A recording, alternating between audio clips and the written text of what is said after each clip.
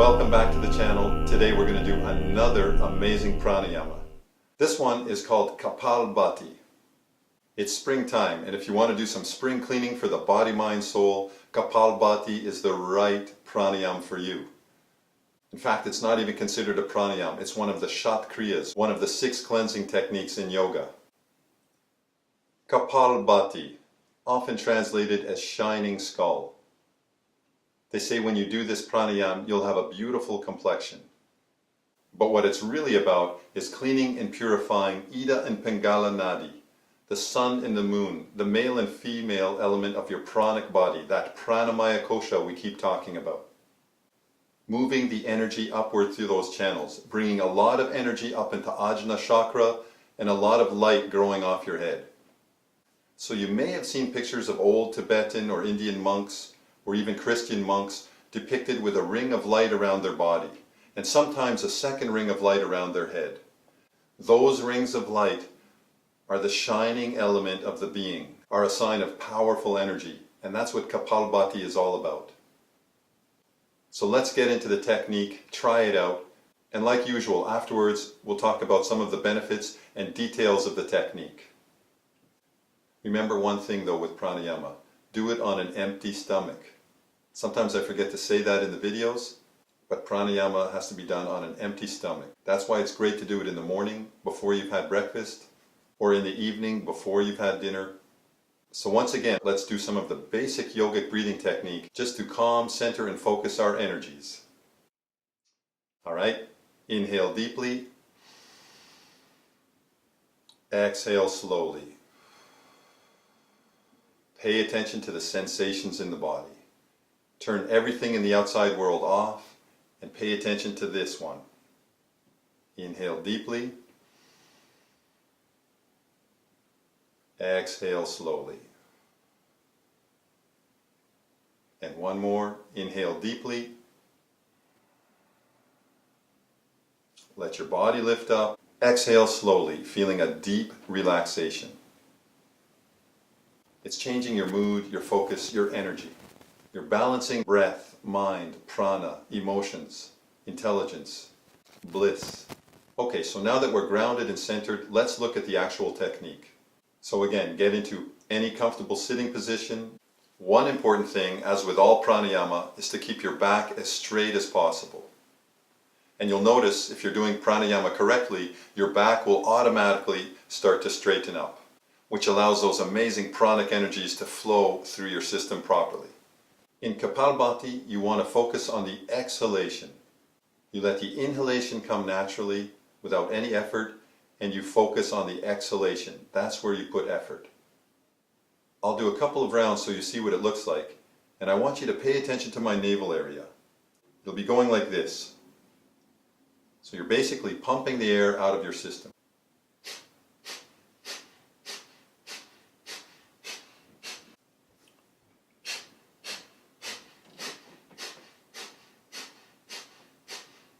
So again, pay attention to my belly area. You're going to see a pumping action. I'm squeezing the air out and then letting the inhalation come naturally. Always through the nose.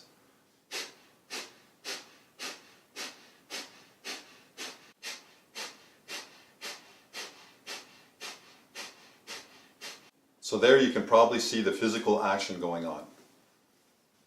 So let's try the technique together, concentrating on either Muladhara chakra or Ajna chakra. Close your eyes, inhale, and begin.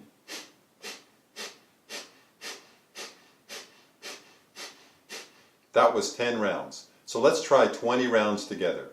Alright, inhale.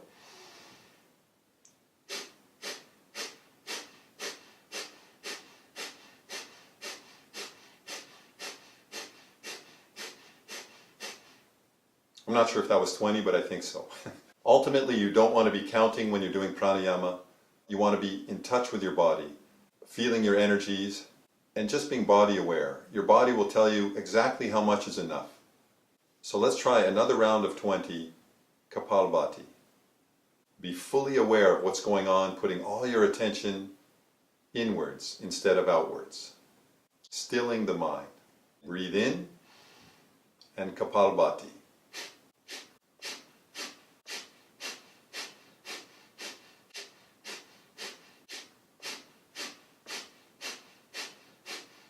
So that's 20 rounds. So let's try 40 rounds. Relax, inhale deeply, concentrate on Ajna chakra or Muladhara, and begin.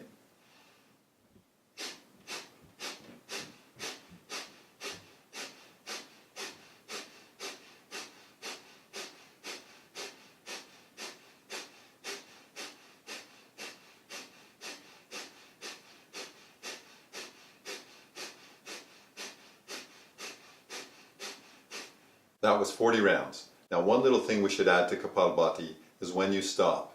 When you stop, breathe everything out and hold for about 10 seconds. And then take a deep breath in. And then the last round, everything out.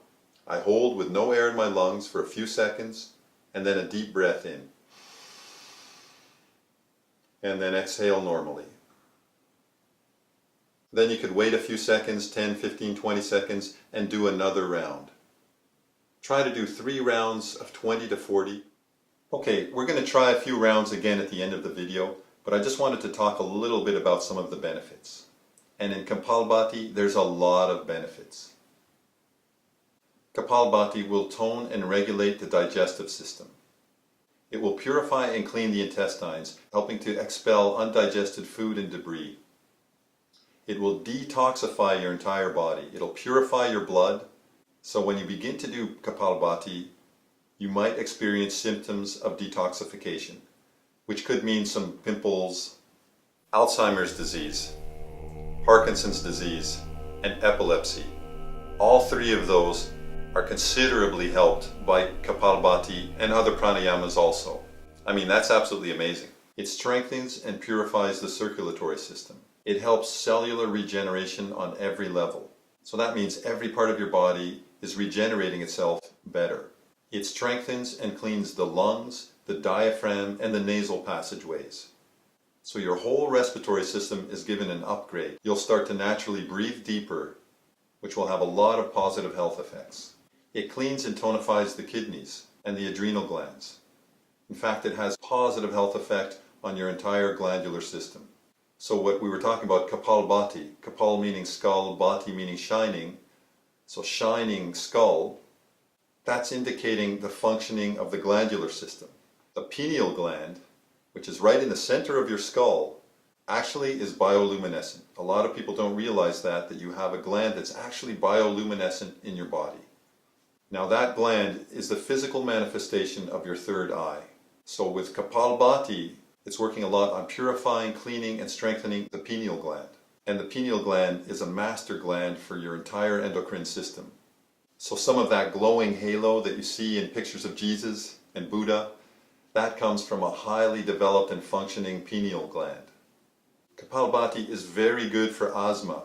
In fact, if ever you know someone who's experiencing an asthma attack, get them to do Kapalbhati and you'll see the asthma attack will stop or diminish almost immediately. So can Kapalbhati really do that much? Have that big an effect on the body? Just a simple breathing technique? Absolutely yes. In India, these breathing techniques have been researched scientifically and medically for many, many years. First of all, the yogis have known about the effects for thousands of years and documented them. And in modern times, the amount of medical research done on different pranayams is astounding. So there's scientific research to back it all up, and yogic science research to back it up also. Pranayama takes regular committed practice. The only next step for you to start to practice and verify it for yourself. A couple of more interesting things about Kapalbhati. It's one of the few pranayams that can be done with your asanas, with your postures, and enhance the effects of the posture and the Kapalbhati. Alright, so does that make you want to practice Kapalbhati? I hope so. If you do some research, you'll find out even more about Kapalbhati. It's a tremendously powerful pranayama. That's why it's one of the important 6 cleansing techniques in yoga. Remember, never do too much pranayama, never force it. Just do a little bit, take a break, feel your body, and then do a little bit more. So to end the video, let's do a few more rounds together. Remember, it's a pumping action focusing on the exhalation. You just focus on doing the exhalation and the inhalation comes naturally. Do it at whatever strength and rhythm you're comfortable with. And start practicing on a daily basis and you'll gradually build up strength and the ability to master this pranayam. Put all your focus on either Ajna chakra, your third eye, or Muladhara chakra at the base of your spine. Sit in any comfortable position. Relax yourself with a couple of deep yogic breaths. Close your eyes. Turn the rest of the world off. Focus on your being and Kapalbhati.